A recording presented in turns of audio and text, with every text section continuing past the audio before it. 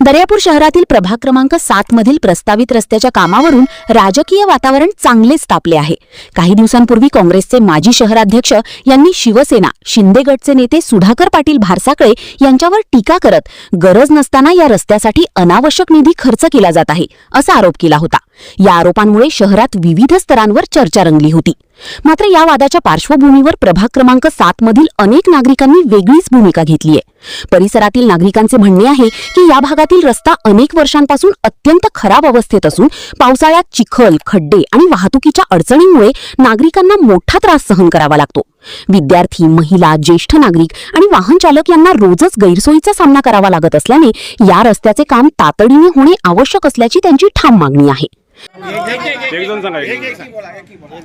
Road पाहिजे, आम्ही लंगडे फुटके आहोत, बिरात आम्हाला दवाखान्यात जावं लागते, आम्हाला कोणी नाही, आम्हाला उचलून कोण नेईल।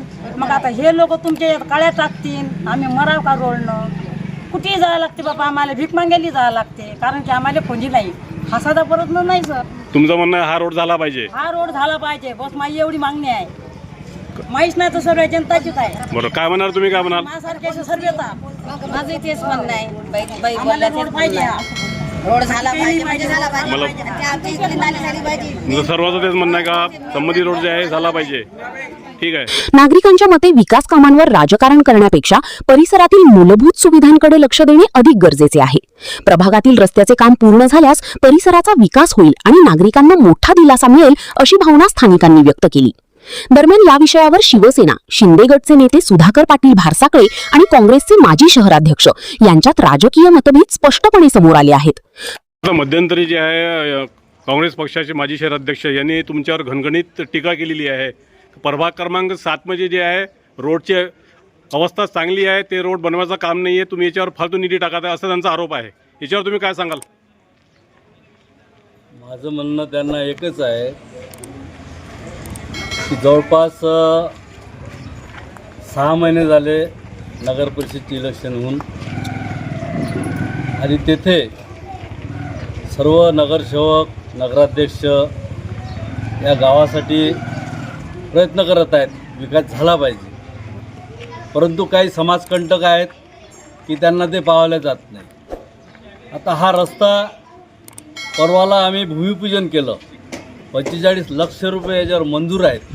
आता काम आजपासून सुरू होणार होतं, परंतु त्यांनी परवाला, मी त्यांचं नाव घेणार नाही, परवाला त्यांनी एका न्यूज चॅनलला मुलाखत दिली आणि त्याच्यावर जे काही त्यांचं बकवास होतं त्यांनी ते केलं। बरं, आमचं त्याचं काही म्हणणं नाही, परंतु आता हे लोक माझ्या घरी येणार होते। मी दिलीप भाऊ चव्हाण आमचे नगरसेवक आहेत, त्यांचे मिसेस, त्यांचा मला फोन आला, म्हणे भाऊ इथं असं असं आहे आणि हे लोक सर्व तुमच्या घरी येत आहेत। म्हटलं घरी येऊ नका, मी तिथेच येतो त्यांच्या भेटीला आणि त्यांचं काय ते ऐकून घेतो। यांचं असं म्हणणं आहे की एका व्यक्तीच्या सांगण्यावरून हे काम तुम्ही थांबवू नका, रोड आम्हाला पाहिजे आणि हा रोड झाला पाहिजे अशी त्यांची मागणी आहे। त्याच्यावर आता हे लोक काय म्हणतात तुम्ही त्यांच्याकडून विचारून घ्या। भाऊ, त्यांचा आणि एक अजून आरोप केलेला आहे की तुमच्या जे बोर्डावर आहे ते शहराध्यक्ष म्हणून, काँग्रेस शहराध्यक्ष म्हणून उल्लेख केलेला आहे, यावर तुम्ही काय म्हणाल? ते बोर्ड जुनंच होतं, त्याच्यावरती आमच्या या कॉन्ट्रॅक्टरनं एक फ्लॅक्स लावून तात्पुरतं ते भूमिपूजन करून घेतलं। ते कोणतरी फ्लॅक्स फाडली, त्याच्याखाली ते जुने नाव होते, ते लोकांना दिसले, कदाचित त्याच्यावर त्यांची हरकत असेल। ठीक आहे, धन्यवाद। दिलीप भाऊ, काय सांगाल सर्व याच्यावर मुद्द्यावर तुम्ही? प्रभाग क्रमांक 7 मध्ये जो फोच्या माध्यमातून जो निधी आला आहे, तो निधी मी श्यामभाऊ मालपानी यांच्या घरापासून तर राजूभाऊ मावरे यांच्या घरापर्यंत आणि राजूभाऊ मावरे यांच्या घरापासून तर सरळ लहान पुलापर्यंत 45 लाख रुपयांचा काँक्रीट रोड आहे। काही विघ्न संतोषी लोकांना हे गोष्ट रुतल्या जात आहे, तर काहीतरी करावं की बा चांगला रोड आहे। आता तुम्ही फक्त आता पत्रकार म्हणून नाही, एक सामान्य नागरिक म्हणून ह्या रोडची अवस्था बघा की पाण्यामध्ये या रोडपासून जाता येत नाही लोकांना, आणि हा महत्त्वाचा रोड आहे। ह्या महत्त्वाचा रोड बनला पाहिजे, त्या हेतून आम्ही हा निधी खेचून आणला आणि हा रोड भूमिपूजन केलेलं आहे। त्या लोकांना आवडत नाही, ते दुसऱ्यांच्या त्यांचे जे आका आहेत ते आकाच्या हिशोबानं ते लोक चालत आहे।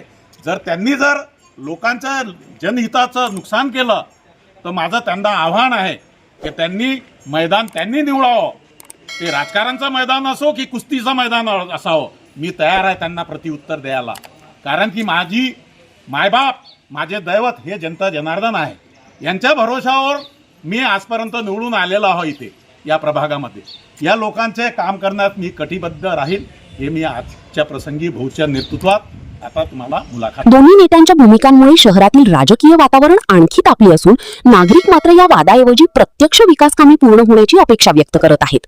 आता या प्रकरणात प्रशासन आणि लोकप्रतिनिधी कोणती भूमिका घेतात, तसेच प्रभाग क्रमांक 7 मधील रस्त्याचे काम प्रत्यक्षात किती लवकर सुरू होते याकडे संपूर्ण शहराचे लक्ष लागले आहे.